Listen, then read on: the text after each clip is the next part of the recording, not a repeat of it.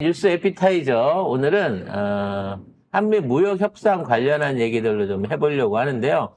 어떤 팩트는 이제 여러분 뉴스에서 많이 보셨으니까 그 뒷얘기들 그리고 앞으로 고려해야 될 지점에 대한 얘기들을 중점적으로 한번 파헤쳐 보도록 하겠습니다. 네, 특히 이제 미국의 언론을 중심으로 이 한미 관세 협상 타결과 관련된 보도들이 많이 나왔는데요. 정치 전문 매체인 폴리티코가 이렇게 표현했습니다. 이재명 대통령의 집권 초반 국내의 정치적 승리다. 이런 평가를 했습니다. 그러면서 한국이 미국 조건에 순응하지 않아서 협상이 반복적으로 난항을 겪었다는 분석도 덧붙였고요. 뭐 CNN이나 블룸버그, 뉴욕타임즈, 파이낸셜 타임즈 이거 영국 겁니다. 한국의 정치적 상황 때문에 굉장히 그 협상이 수개월간 지연이 됐는데 그래도 비교적 굉장히 협상을 잘했다. 이런 평가들을 내놨습니다. 자, 이 평가에서 미국 측이 경제 효과라든지 뭐 이런 걸 내세우지 않고 이재명의 정치적 승리라고 얘기했다는 거예요. 그럼 정치적 패배를 한 상대는 누구죠? 트럼프죠, 상대. 근데 그런 맥락으로 하면 말이 안 되잖아. 저쪽의 정치하고 우리의 정치가 다르니까. 그러니까 이번 회담이 이렇게 늦게까지 이어지지 못하고 협상이 안 끝난 이유는 미국도 한국의 정치적 상황을 고려해가지고 그걸 미끼로 카드를 흔들었다고 봐야 되는 거예요. 즉 우리가 윤석열이랑 했으면 얼마나 쉬웠겠어. 이미 그 한덕수가 얘기했잖아. 말씀만 하시라니까요. 하라는 대로 다 해드릴 테니까. 다 털었다. 우리랑 빨리 이거 맺고 제일 먼저 끝내요 그랬는데 그때 안 하고 지금까지 버틴긴 이유는 아마도 미국 입장에서는 이제 이러한 협상에 대한 정당성도 찾아야겠지만 정부가 바뀌게 되니까 다음 정부가 오더라도 충분히 얻어낼 수 있는 걸 얻어낼 수 있다. 더 많은 걸 얻어낼 수도 있겠다라고 하는 일종의 나름대로의 보관이 있었을 거예요. 즉, 막 들어선 정부이기도 하고, 뭐, 내란 극복 이후에 나오는 정부이기도 하고, 그래서 더더욱 국민들을 통한 기대라든지 우려의 눈길이 높고 야당이 거칠게 저항하고 이런 모습들이 있기 때문에 어떤 형태로든지 좋은 방향으로 빨리 끝내고 싶어 할 것이다라고 미국은 생각했을 가능성이 있다는 거죠. 근데 오히려 이재명 정부는 아니 그럼 뭐 늦으면 늦는 대로 해. 그리고 아니 뭐 거기 대통령도 아니 그거 걱정하지 말고 당당하게 하세요라고 얘기할 정도로 대외적으로는 굉장히 센 척을 했다는 거예요. 우리 정부가. 그럼 우리 마지막까지 하겠다라고 하면서 실무적으로 여러 카드들을 놓고 마지막 순간까지 딜을 한 거예요. 협상을 잘한 거죠. 사실은 마지막 순간까지, 그러니까 D-Day에 맞춰서 이걸 끝낸다고 하는 게, 이게 쉬운 게 아니거든요. 근데 D-Day에 맞춰서 끝내기도 하지만, 또 제일 먼저 대통령령으로, 이게 미국 대통령령으로, 여기에 대한 이번 협상에 관한 결론을 마무리 짓기까지 완벽하게 끝냈기 때문에, 이제는 이재명 대통령이 트럼프를 만난다고 하더라도 더 이상 우리한테 알려져 있는 것 외에 변수가 생길 수 없게끔 마무리를 완전하게 지었다는 거죠. 왜 이게 정치적이냐는 부분에 또 하나 그 카드를 보자면, 사실 이게 말이 안 되는 얘기인 게 우리하고 미국은 FTA를 이미 맺었어요. 그것도 14년 전에. 노무현 정부 때 FTA를 맺었고, 그 FTA에 의해서 지난 14년간, 뭐, 미국은 적자를 많이 봤으니까 불만일 수도 있겠지만, 아무런 문제 없이 지금까지 무역협상을 이어나왔고, 이거는 양국에서 문제를 제기하지 않는 이상 영구적으로 지속돼야 될 이 국가 간의 계약이었습니다. 이걸 일방적으로 깨트려버린 게 지금 트럼프였다는 거죠.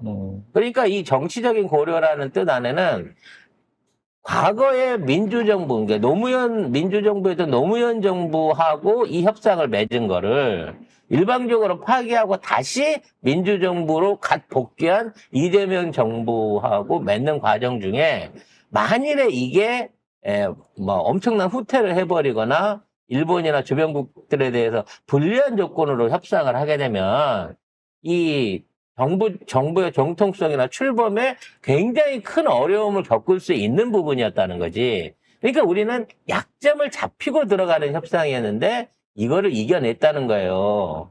그래서 이제 뭐 이재명 대통령이 이 협상 진행 과정 중에 이가 흔들릴 정도로 힘들었다.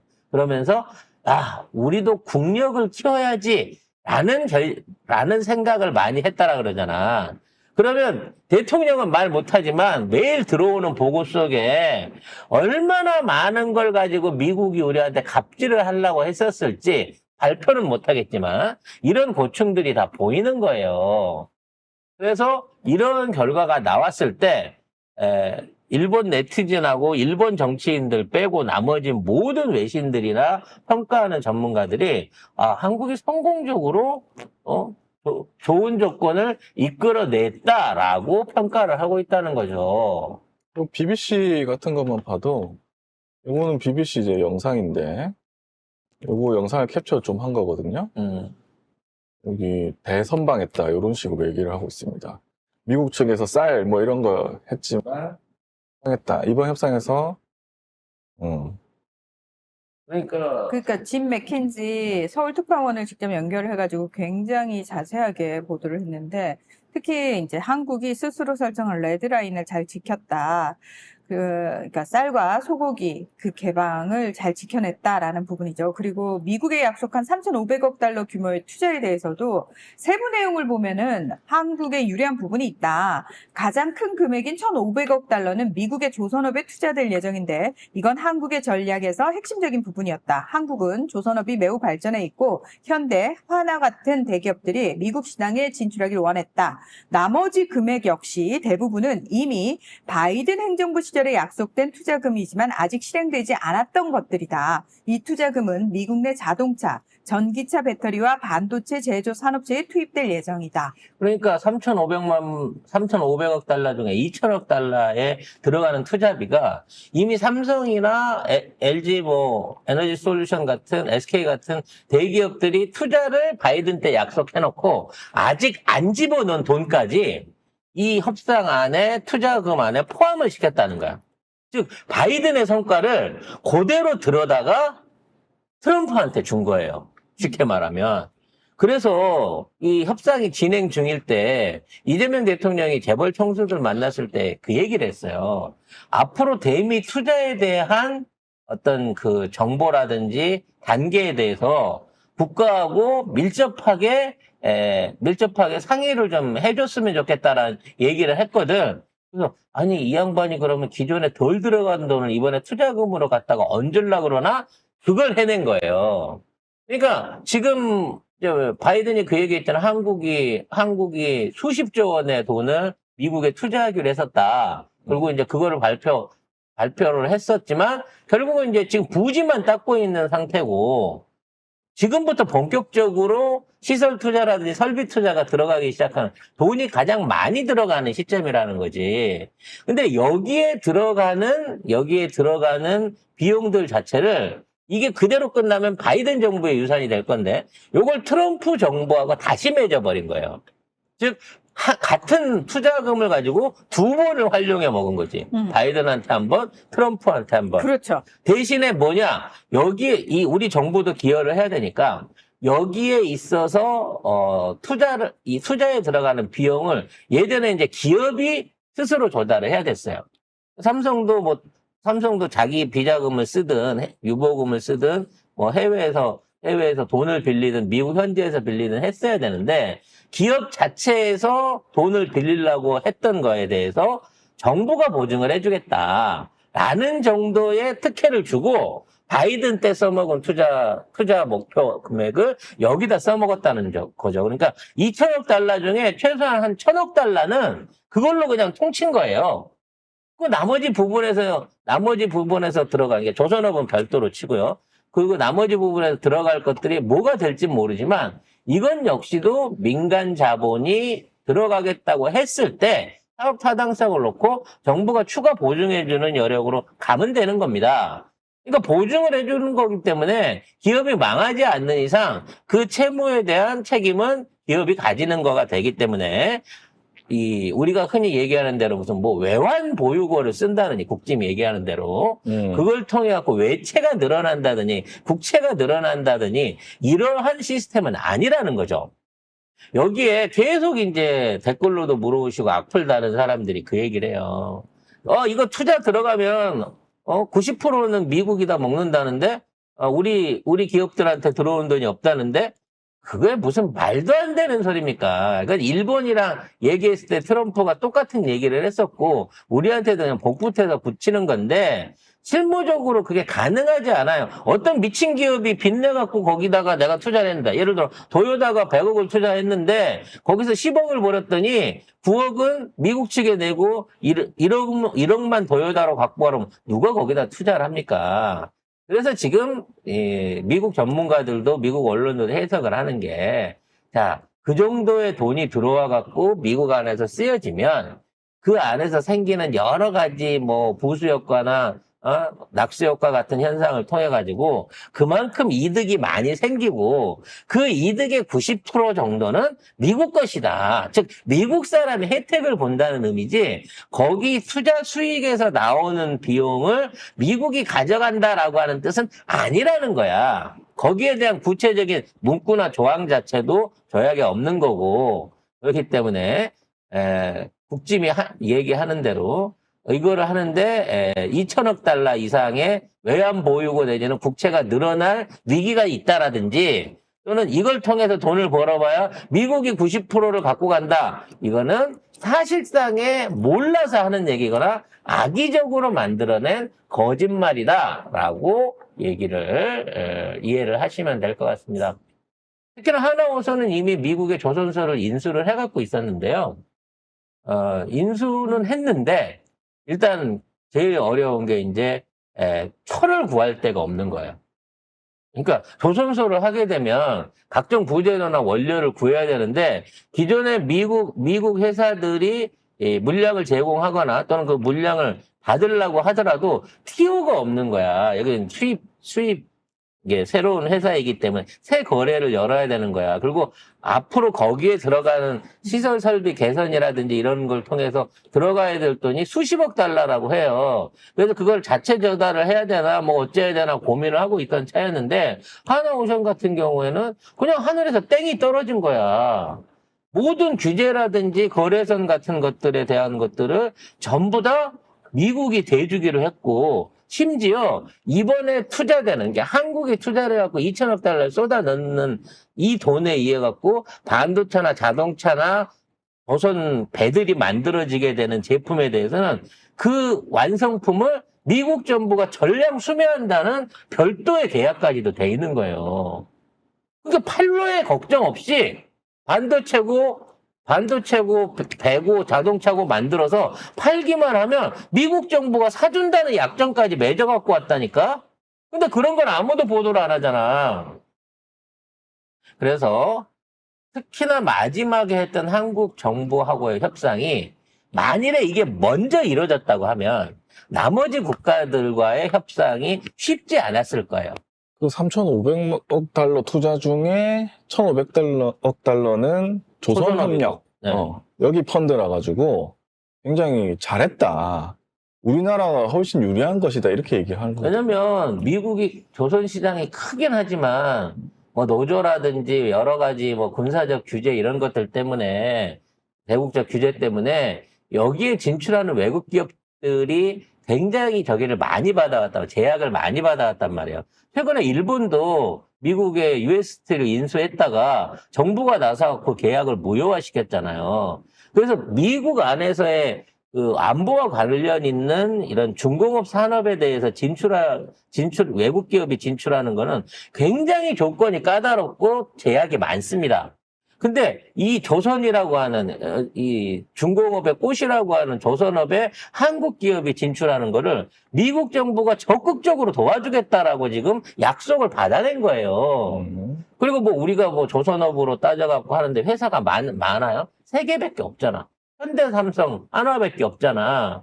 결국은 이 회사들이 그 수혜를 받아가지고 우리나라에서보다 훨씬 많은 수주량을 앞으로 궁극적으로는 미국 안에서 만들어낼 거라는 거죠. 그렇기 때문에 이 부분에 대한 조선산업의 앞으로의 발전 가능성이 굉장히 높아졌고요. 역으로 말하면 트럼프는 지네 조선소를 못 돌리기 때문에 한국의 제휴가 필요했잖아.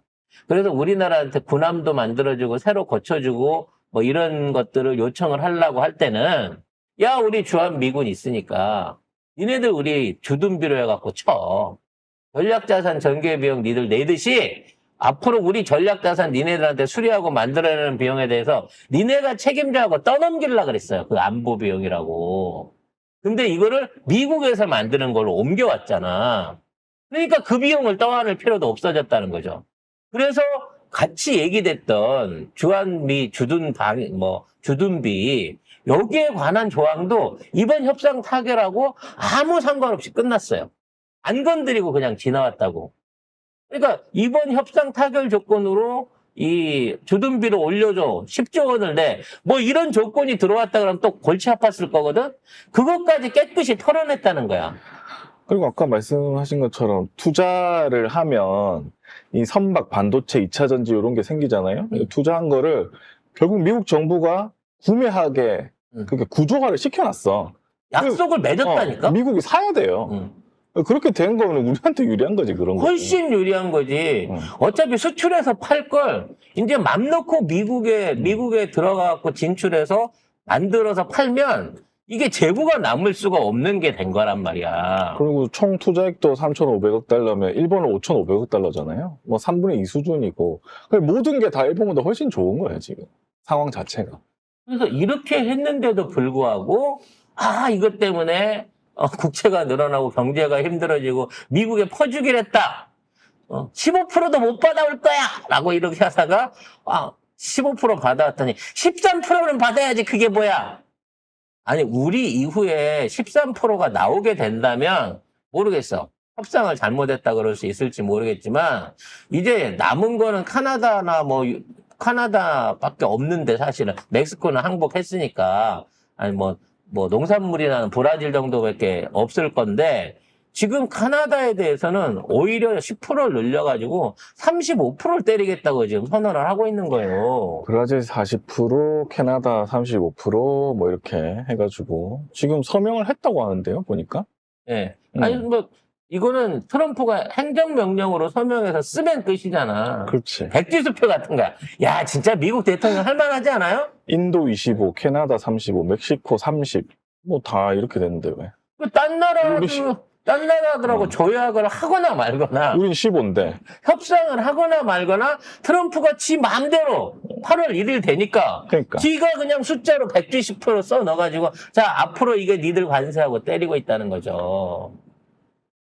자 그래서 협상 이러한 모든 객관적으로 보든 어떤 주관적으로 보든 외국의 기준으로 보든 우리의 기준으로 보든 이번 협상은 진짜 잘된 협상이고 대한민국이 전 세계에서 가장 유리하게 협상 조건을 이끌어냈다라는 점을 인정을 해야 됩니다. 이재명 대통령이 그랬대. 우리 역사에 후손에게 죄를 짓지는 말아야 될 거 아닙니까? 그렇지.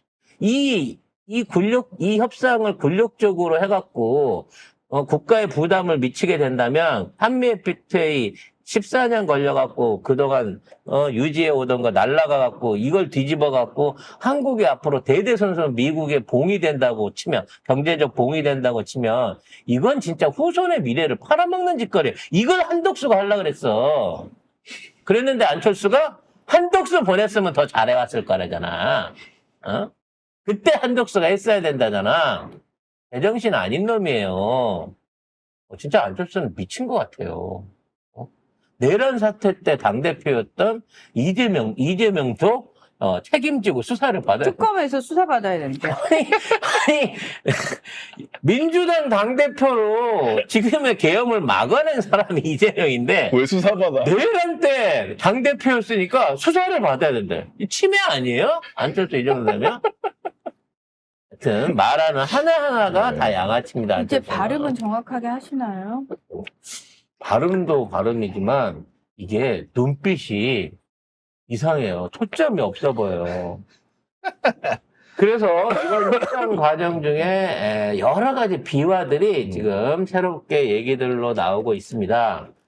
이번 협상에 실제로 쇠고기 수입 문제, 30개월령 이상 된 쇠고기 수입 문제도 거론이 됐었다고 하는데, 이거를 헤쳐나가기 위해서 우리 협상팀에서 옛날에 광우병 시위 사진을 준비해 갖고 가서 보여줬다고 하네요. 네, 농림축산식품부 수습사무관이 2008년 광우병 시위 관련 사진들을 일일이 수집해서 협상 자료로 준비를 했다고 야. 합니다. 지금 생각해도 엄청 났었네요. 그죠?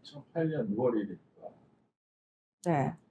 그러니까 한국은 이미 미국산 쇠고기를 전 세계에서 가장 많이 수입하고 있고, 한미 FTA로 미국의 농산물 거의 99% 이상이 개방이 된 상태다라고. 우리 워싱턴 체리 했습니다. 겁나 많이 먹었잖아요. 그러게요. 네. 체리. 우리 지금 워싱턴 체리 거의 3톤 먹었어요. 우리 애청자들이. 고마운 줄 알아야지 말이야. 그래서 니네 소고기 이렇게 들여오는 데 대해서 우리 국민들이 이미 20년 전에 이렇게 난리를 쳤었다. 18년 전에. 근데 그런데도 불구하고 이렇게 이거를 밀어붙이면 미국에 대한 반미 감정도 생겨나게 되고 그러면 또 한미동맹 어려워진다. 불매운동 한다. 라고 그렇게 얘기를 했다는 거죠. 안 좋아지지, 그러면. 거기다가 농산물 수입 관련해가지고 이제 우리 기레기들이 먼저 지졌잖아요. 그러니까 야당부터 시작해서 막 언론 뭐 농민단체들은 뭐 할 수 없이 왔겠지만 아무튼 이런 사회 각층에서 막 거기에 항의하고 시위하던 이런 그 기사들이나 증거 사진들 있지 않습니까? 그것들이 이제 우리 정부를 흔들라고, 이재명 정부를 흔들라고 걔들이 그 난리를 폈는데 그거 기레기 활용법이지. 요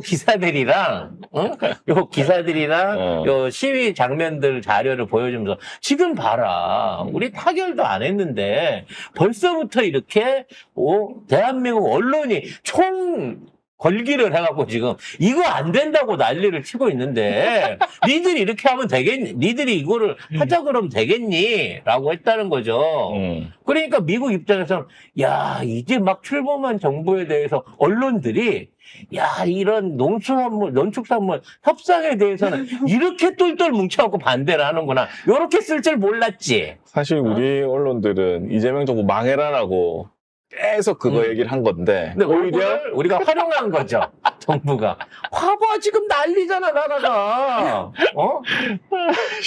이렇게 쓸 줄 알았으면 좀 이따가 할 걸. 이러고 후회하고 있을 거야, 니들은. 근데 진짜 이 시위가 협상에서 먹히는 게 참 신기하네요. 아니, 시위한 원래- 보람이 있네.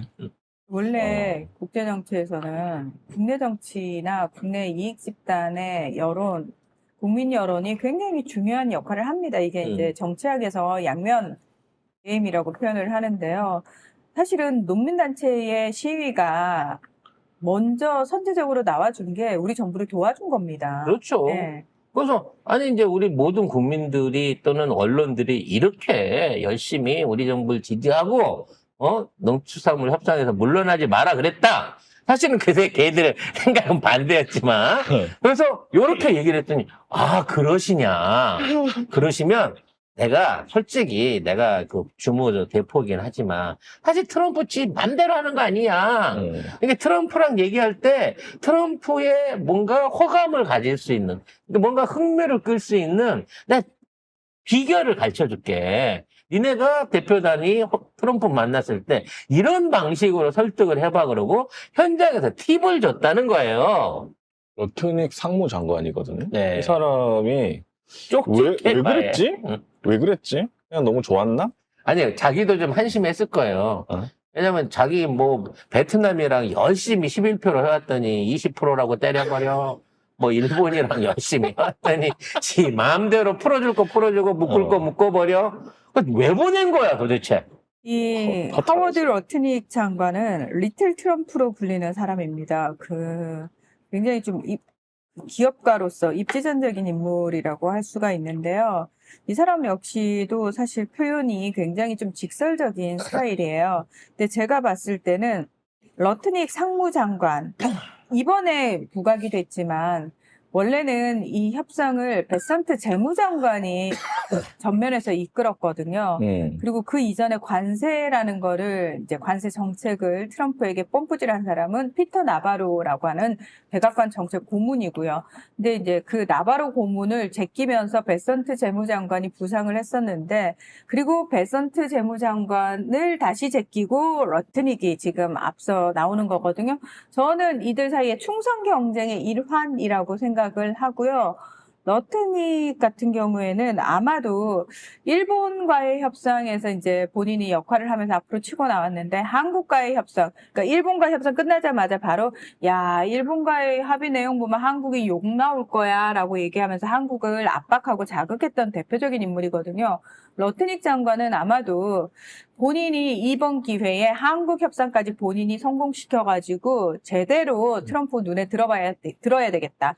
그러니까 우리가 그전까지는 미국 상무장관에 대해서는 별로 관심이 없었잖아요. 그리고 미국에서 상무장관은, 우리가 국무장관은 주로 봤지만 상무장관은 별로 의미가 없는 자리였는데, 러트닉은 나는 다른 상무장관과 달라. 난 러트닉이야. 이거를 좀 부각시키고 하는 스타일. 그러니까 리틀 트럼프라는 말에서 딱 오시죠. 본인이 주인공이 돼야 되는 스타일이고 스포트라이트를 받아야 되는 사람이에요. 그래서 아마도 그런 차원에서 이 협상단들과 약간 어떤 면에서는 의기투합을 한 부분이라고 좀 볼 수도 있고, 한편으로는 트럼프라는 사람을 본인이 너무 잘 알잖아요. 그래서 사실은 트럼프 마음에 들게 해주고 싶은 마음도 있었던 것 같아요. 그래서 결국은 이 러트닉 장관이 우리한테 시켜가지고 서두반을 낸 다음에 그거 좋습니다. 그래갖고 마무리까지 해줬다는 거야. 자기 집까지 초대를 했대요. 그러니까 우리는 집까지 쫓아갔다 그랬는데 쫓아간 게 아니라 초청이네. 만나달라고 하도 하니까 시간이 안 맞으니까 숙소로 해갖고 만나서 했다는 건데, 아무튼 이 마스가 그러니까 메이커 아메리카 그레이터 어게인이드 쉽빌딩. 요거를 굉장히 마음에 들어 했고 트럼프도 마음에 들게 했을 거다. 그래서 요거를 집중적으로 밀자고 했다는 거예요. 그래서 주무관들이 이제 커다란 패널에다가 이 마스가 관련해갖고 관련된 그림을 인상적으로 만들고, 심지어 빨간 모자, 마스가 빨간 모자를 만들어가고, 원래 마가 빨간 모자잖아요. 네. 근데 막 지금 요즘 트럼프 앱스타인 걸렸다고 그 불태우고 막 빠져나고 10% 빠져나갔다 그 난리인데, 그거를 똑같이 마스가로 바꿔갖고 쓰고 가갖고 앞에서 보여준 거지. 그거 20개나 제작했대요, 우리가. 그래서 너무 모자 제작하는 건 우리 방송을 보고 배운 게 아닐까라는 쓸데없는 생각도 해봤습니다만, 아무튼 그렇게까지 성의를 보였고 트럼프가 매우 흡족해했다는 겁니다. 심지어 원래는 트럼프는 이 협상 같은 거 하면 대통령이나 최고 위층 아니면 안 만나잖아요. 근데 너무 좋아서 여기 온 거야. 와가지고 협상하면서 조선은 좀 빨리 해달라고. 그렇죠. 오히려 그런 얘기를 하고 사진까지 올렸어요. 왜냐하면 트럼프 대통령이 그 취임 후에 첫 번째 의회 연설에서 힌트를 줬어요. 그때 두 가지를 얘기했는데, 알래스카 가스관, 이거는 한국하고 일본이 투자할 거야 라고 얘기를 했고요. 조선업 협력에 대해서도 그때 얘기를 했어요. 그러니까 트럼프는 뭐 하나에 꽂히면 그거 물고 늘어지잖아요. 트럼프가 한국에 꽂혔던 게 조선업이에요. 그리고 이제 또 하나 중요한 게, 우리가 세일가스, 그러니까 미국산 가스 1,000억 달러치 사오기로 했잖아요. 근데 이게 현실적으로 1,000억 달러를 사올 수가 없어요. 왜냐면 우리도 이미 사오고 있지만 미국이 1년에 해외로 수출할 수 있는 이 총 가스 물량이 약 쉽게 말하면 한 1,600억 달러어치밖에 안 됩니다. 이거 전 세계에 다 나눠 쓰고 있는 거거든요. 그러니까 그 1,000억 달러를 트럼프 임기 안에 갖고 오려고 하면, 솔직히 말해서 지금 내내 미국에서 생산하는 걸 다 갖고 와도 1,000억 달러 못 갖고 옵니다. 그렇기 때문에 이거는 해줘도 크게 걱정 없는 물량인 게, 러시아 다음으로 싸요. 미국산 가스 가격이. 그렇기 때문에 그거 자체에서도 우리 국부가 새 나갈 일은 없다는 거죠. 근데 조선은 달라요. 원래 트럼프는 그걸 갖고 우리나라한테 군함 만드는 걸로 눈탱이를 치려고 했는데, 우리나라가 들어와서 피폐되어 있는 미국의 조선업을 살려준다? 중공업을 살려낸다? 그러면 사실상 지금까지 해외에서 유치했던 그 외국 기업의 미국 진출 사례 중에 가장 성공적이고 효과가 큰 산업을 끌어갈 수 있는 바탕이 된다는 거죠. 원래 미국의 조선업이 굉장히 화랑이던 시절에는 미국 내 조선소만 300곳에 달했다고 해요. 그런데 지금은 20곳으로 쪼그라들었는데 그마저도 1년에 그러니까 만들 수 있는 배의 수준이 한 척에서 세 척 수준이고 더 한 발 더 나아가서 이제 정교한 미국 군함 같은 거는 미국 조선업소가 엄두도 못 낸다는 만든다고 거죠. 합니다. 못 만든다고 합니다, 실제로. 그래서 지금 미국 군함 함정 같은 거 수리라든지 그러니까 유지, 수리, 보수 이 부분과 관련해서도 한국의 도움이 너무 절실하다는 얘기가 나오고 특히 있거든요. 항공모함이나 대형 구축함 같은 경우에는 외국에 갖고 가서 수리를 하려고 그래도 들어갈 도크가 없어요.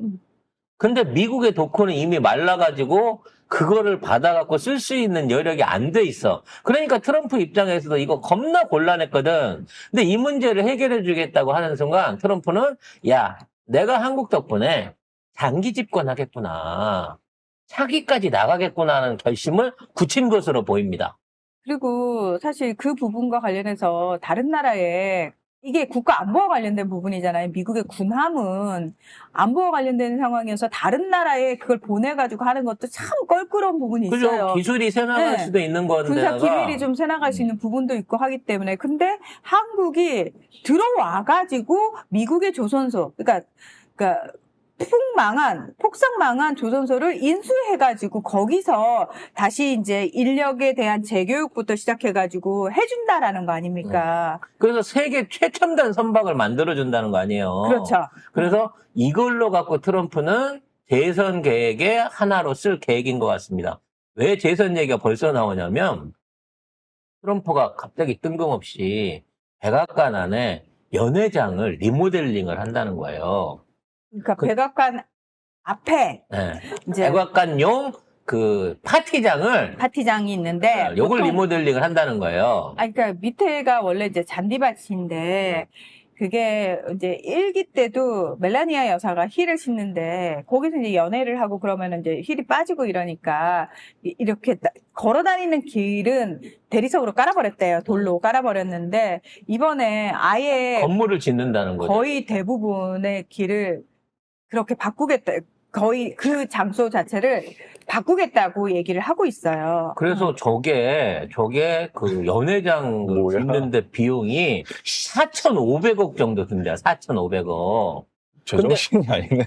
근데 지금 연방 준비위원회 갖고 이거 리모델 100년 된 거 이거 리모델링해서 세비 쓴다 그러면서 요구를 했는데 4,500억 들여갖고 연회장 짓는다 그러면 욕 먹을 것 같잖아.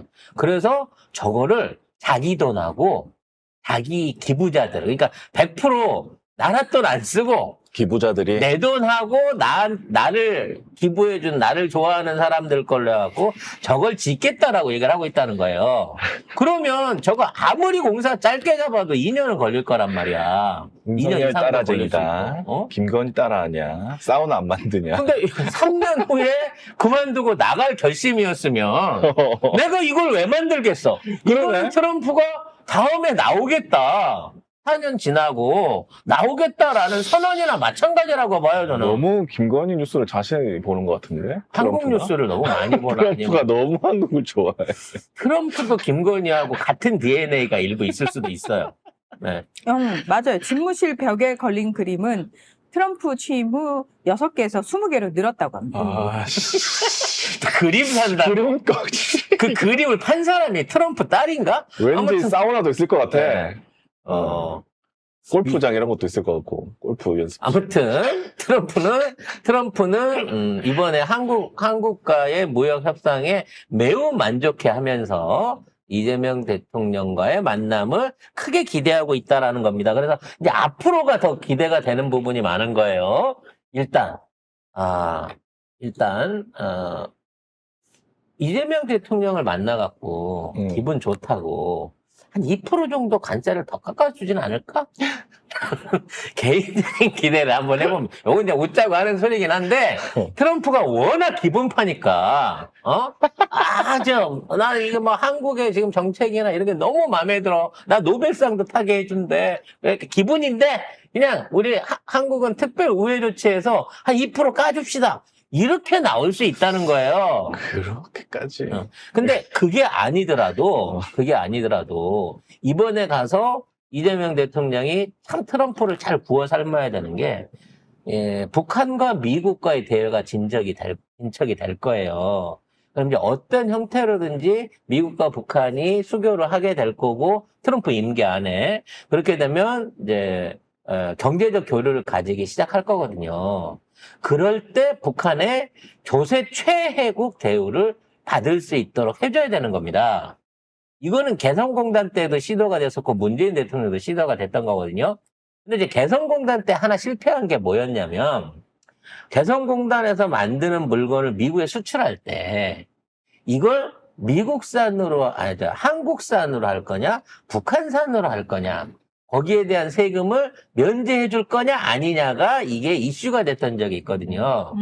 그래서 앞으로 남북 간의 경제 교류가 활성화되고 그다음에 어찌됐거나 북한의 인력이 한국 기업에서 일할 수도 있고 또는 북한의 자원이 한국 기업의 원료가 될 수 있는 상황이 되기 때문에 이번 기회에 지금 북한이랑 교류를 하면서 북한과 연관해갖고 만들어지는 상품은 그냥 항구적으로 조세 우회를 좀 해주세요. 처음에 어느 나라든지 미국이랑 처음으로 교역 맺는 나라들은 다 그 혜택을 받거든요. 우리도 받았고 중국도 받았고 베트남도 받았어요. 근데 이제 나중에 어느 정도 경제 수준이 올라오면 그때는 이제 FTA나 무역 협상을 다시 하게 되는데 북한이 그 우회 조치를 받아내게끔 하는 겁니다.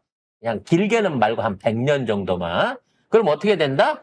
북한의 노동력이나 북한의 재료가 쓰여지는 한국 제품도 문제없이 들어갈 수 있는 거고 특히나 북한 지역 안에서 만들어지는 한국산 제품에 대해서는 지금 있는 15% 관세 자체도 우회로 빠져나갈 수 있는 일종의 무역 특구가 될 수 있는 권한을 만들어내야 된다는 거예요. 그러면 앞으로 한반도에서 만들어지는 거는 부산에서 만들어졌는데 본사가 평안도야. 그래갖고 그냥 그건 북한산이 돼갖고 무역 장벽 없이 그냥 가면은 그냥 15%를 싸게 수출할 수 있는 요런 형태가 만들어질 수 있다는 거죠. 그래서 트럼프가 무리해서 무관세 원칙에서 전부 다 일단 기본적으로 10%에서 15%는 다 때려놨잖아요. 그 상황에서 북한이 조세 우회국 내지는 관세 우회를 받게 되는 조치를 취하게 되면 가뜩이나 북한 노동비가 싸갖고 경쟁력이 있는 데다가 관세도 안 물면서 북한에서 생산된 제품들이 미국에 무관세 수출이 될 수 있는 길이 열릴 수 있다는 거지. 그렇게 되면 한반도는 사실상 이번 15% 계약 관세 협정 자체가 무의미 될 수 있는 한반도에 만들어지는 상품들은 바로 미국으로 그냥 북한산으로 위장해서 공짜로 들어갈 수 있는 길이 열릴 수 있을 것으로 보여집니다. 자, 여기에 이번에 한국이 어찌됐거나 미국이랑 이런 협상을 이뤄내면서 사실은 가장 무역 조건이 완벽하게 만들어진 국가고 그만큼 현재 대한민국의 정치적 외교적 위상을 확립을 했잖아요. 그래서 이걸 통해서 올 10월 달에 있을 아펙에 관해서도 굉장히 많은 국가들과 굉장히 많은 포럼들이 열릴 것으로 지금 예측을 하고 있습니다. 사실 윤석열 정부가 이걸 준비할 때까지만 해도 올 초까지도 숙소나 연회장이나 관련된 프로그램들이 아예 없었어요. 그래서 지금 이거 제대로 된 아펙을 할 수 있는 거냐, 나라 망신시킨 거 아니냐, 또 잼버리 꼴 나는 거 아니냐 이렇게 됐는데 결국은 이제 아무도 준비를 안 하니까 TF를 만들어갖고 총리하고 강희정 대변인이 이걸 맡아갖고 적극적으로 지금 아펙을 성공시키기 위한 노력들을 하고 있습니다.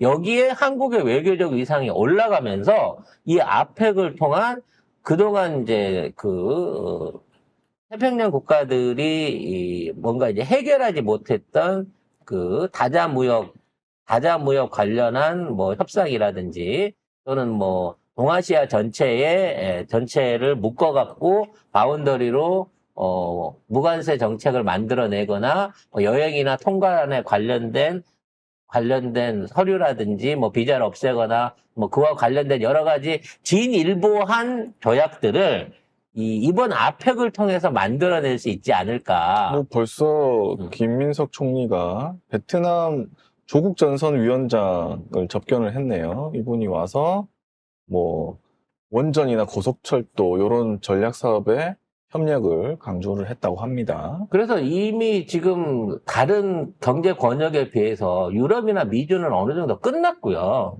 앞으로 신흥공업 국가로서 또는 앞으로의 어떤 소비 시장으로서 가장 유력하게 떠오르고 있는 게 아시아입니다. 아프리카도 있지만 아프리카는 아직도 미개발 지역인 거고 소비 수준이 올라오지 않았는데 지금 이 동아시아의 구매력과 성장 가능성이 앞으로 세계 경제를 발전시킬 수 있는 유일한 화두인 건데 이게 중국과 미국의 패권 경쟁에 의해 가지고 이 시장이라든지 어떤 경제적 헤게모니들이 통합이 안 되고 있었단 말이야.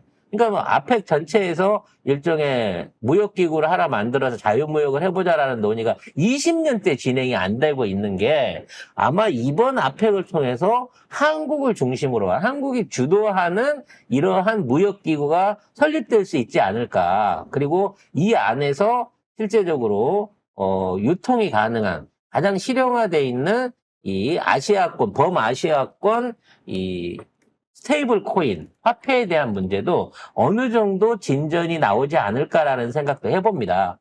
그래서, 이게 단순하게 이번 미국 협상을 잘 마무리 지은 것 뿐만 아니라 우리가 최고의 우등상을 받았기 때문에 앞으로 국제적인 경제와 외교, 통상에 관련된 이런 협상들 안에서 한국이 패권을 쥐게 될 가능성이 매우 높아졌다라고 하는 가능성도 지금 전 세계 언론과 경제계에서 주목하고 있는 상황이기도 합니다. 뭐 국힘은 관세 15% 못 지키면 안 된다라고 했다가 뭐 타결되고 나니까 선전했지만 뭐 내용 봐야 된다 이랬다가 13%까지 낮춰야 된다 이렇게 말이 계속 바뀌고 있죠. 그리고 극우 커뮤니티에서도 뭐 15% 받아오면 이재명 대통령 뭐 한 달간 욕 안 한다. 뭐 그렇게 하다가 뭐 다 15% 하는데 이렇게 바뀌었어요. 그러니까 얘들은 기억력도 별로 없어. 진짜. 그래서 지금 이제 얘네들이 썼던 시나리오가 하루 만에. 우리 내란 특검이 응. 이 오산 비행장 관련해가지고 압수수색을 갔어요. 근데 이제 거기는 미군 지역이 있고 한국군 지역이 있거든요. 군기지라고 하더라도. 근데 이제 미군 지역은 아예 건드리지도 않았단 말이야. 근데 특검이 오산 기지를 건드려갖고 미국이 엄청 화가 나가지고 지금 한국의 강력한 외교적 항의를 하고 있고. 아니 미국은 왜 건드려 우리가? 그러니까 오산 비행장을 갖다가 제정신이야. 했다는 거지. 그래서 미국에서 지금 한국에 대한 대대적인 어떤 제재를 준비하고 있고 그래서 무역 협상이고 뭐가 안 된다 그러고 막 이걸 띄워 올리고 있는 참이었어요. 근데 새로운 커뮤니티로 올라왔는데 갑자기 하루 만에 협상이 타결되더니 심지어 이재명 대통령을 빨리 만나가지고 축하를 하고 싶대. 트럼프가 지금 이재명 잡아넣으려고 벼르고 있다고 지들이 지금 막 얘기를 띄우고 있는데. 그리고 축하한다고도 얘기했어요. 이재명 대통령 취임을 축하한다까지 얘기했어요. 그러니까 지금 트럼프는 윤석열을 지금 구박하고 있는 이재명이 미워가지고 일부러 정상회담도 안 하고 전화도 잘 안 해주고 왕따를 시키고 그치. 있다고 막 지들이 주장을 하고 있는데 잡으러 와야 되는데. 이게 또 올라왔어 커뮤니티에는. 그랬는데 바로 그 다음날 다 끝나버린 거야 협상이. 하루도 못 갈 그런 거짓말을 하는 게 참 김건희랑 똑같네. 그래서 이 31일까지 이게 안 되고 8월 1일이 됐으면 이걸로 갖고 몰아붙이려고 모든 커뮤니티가 쫙 칠판을 깔고 있었는데 바로 전날에 엎어져 버리는 바람에 지금 다음 그러니까. 작전을 짜는 게 매우 쟤네들이 진짜 궁금한 최악인 건 상황이라고 합니다. 뭐냐면 나라가 망하는 거 상관을 안 해. 그냥 이 이재명 정부를 무너뜨려야 되는데 그러려면 나라가 망해도 된다는 얘기예요. 이직들이 원래 이런 마인드. 나라가 망해야 내가 먹고 살 구석이 있다고 생각하는 그러니까 그런 애들밖에 없어. 그러니까 쟤들 입장에서는 대한민국은 흐겠지만 지들이 옛날에 꿀 빨던 나라는 망한 거야. 윤석열 나라 같은 이명박 나라 같은 그런 나라는 지들 입장에서 이미 망한 거지. 빨리 딴 나라로 가, 이 새끼들아. 제발. 이 정도 되면 거기서 빠져나와야 되지만 거기는 지능 이슈가 늘 있기 때문에 빠져나오지 못합니다. 그 당은 그런 당이 됐습니다. 저희들이 그랬잖아. 이제 취임만 해봐봐. 아이씨, 자기들이 뒤흔들어가지고 아주 그냥 지지율 꼬꾸라뜨리고 금방 민주당 이재명 정권 다 무너뜨려 버릴 테니까 하고 작정을 하고 준비를 하고 있었는데 그건 기레기들도 마찬가지죠. 누구나 처맞기 전까지는 그럴싸한 계획이 있는 겁니다. 아무것도 할 수 없게끔 지금 너무나 일을 잘 해내고 있습니다, 여러분. 네, 자부심을 가지셔도 될 것 같습니다.